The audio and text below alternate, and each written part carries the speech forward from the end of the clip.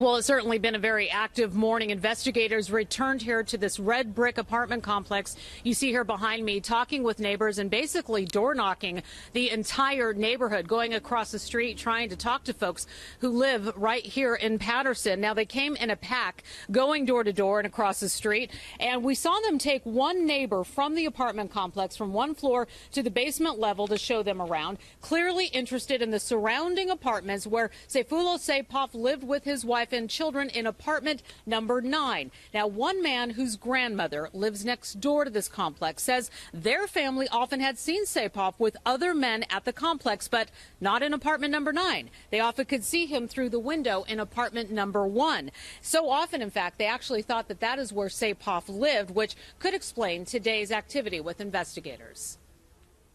Saypov is known to live in apartment number 9, but you believe he was also living in 1 or spent a lot of time in apartment 1. Yeah, from my knowledge and from, speaking to people and what I've seen, like that night when everything happened, everybody here in this house next door, we all thought apartment 1. Nobody knew apartment 9. Yesterday when I found out it was apartment 9, that's where I was like a little confused.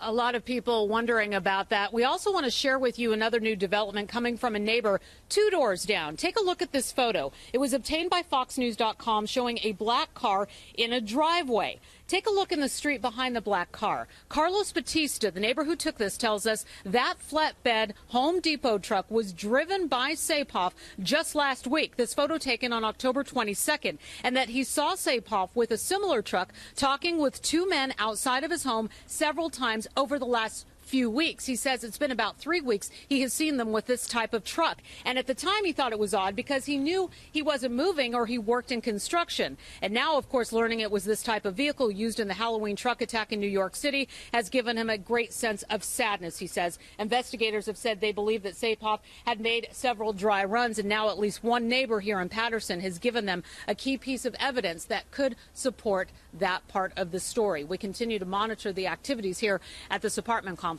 and we'll bring you the latest as we have it develop here. Harris. Laura Ingle, thank you very much.